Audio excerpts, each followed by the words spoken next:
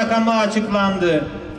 Böylelikle kamu görevlilerinin 2021 yılı ilk 6 aylık zam oranına eklenecek enflasyon oranı da belirlenmiş oldu.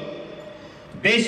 Toplu Sözleşmenin mütabakatsızla sonuçlanması sonucu kamu işvereni ve kamu görevlileri hakem kurulu 2021 yılı için %3 artı %3 zammı kamu görevlilerine reva görmüştü.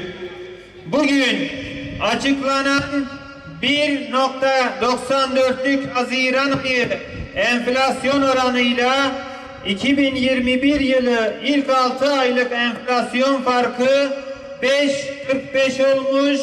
Böylelikle 1 Temmuz 2021 itibariyle %8,45'lik bir artış olmuştur. Bu zam değil, enflasyon kaynaklı memurun kaybıdır. Memuruz, haklıyız, kazanacağız. Memuruz, haklıyız, kazanacağız. Memuruz, haklıyız, kazanacağız. Bu veriler maalesef memur maaşlarının enflasyona yenik düştüğünü, memurun alım gücünü zayıflattığını gösteriyor. Biz bugün burada hem bir durum tespiti yapmak hem de oluşan kayıpların tazmini noktasında taleplerimizi dile getirmek için toplandık. İlk önce hemen şunu belirteyim ki özellikle küresel dengesizlikler ve son 1,5 yıldır bütün insanlığı etkisi altına alan ölümcül Covid-19 pandemisi hayatımızın akışını derinden etkiliyor. Dolayısıyla böylesi zor koşullar altında ülkemiz ekonomisinin kur üzerinden yaşadığı finansal dalgalanma dahil birçok konuyu serin kanlı bir değerlendirmeye tabi tutmamız gerektiği de ortadadır. Biz durduğumuz yerin sorumluluğunu da zorunluluğunu da iyi bellemiş bir emek örgütüyüz. Evet, biz emeğimizin ve ekmeğimizin derdindeyiz. Haklıyız, kazanacağız.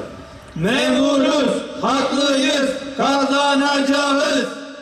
Memuruz, haklıyız, kazanacağız. Sesimizi hem de sözümüzü bu meydandan ve diğer 80 ilimizden yükseltiyoruz.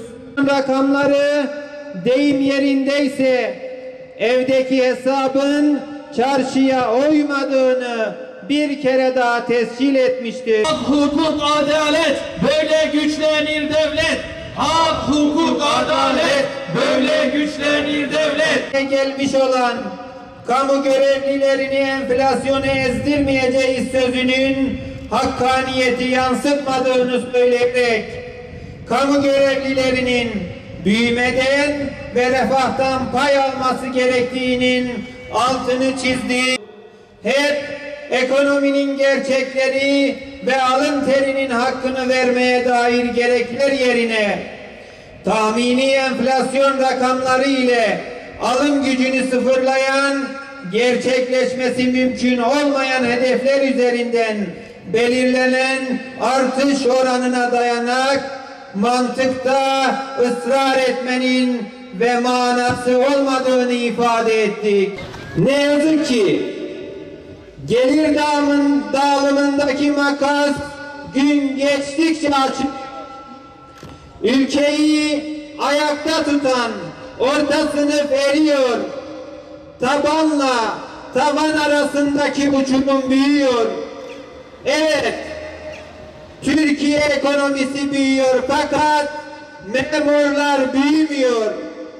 Kamu görevlilerinin mali ve sosyal hakları söz konusu olduğunda mali disiplin, bütçe imkanları ve tasarruf tedbirleri başta olmak üzere çeşitli bahaneler üretiliyor.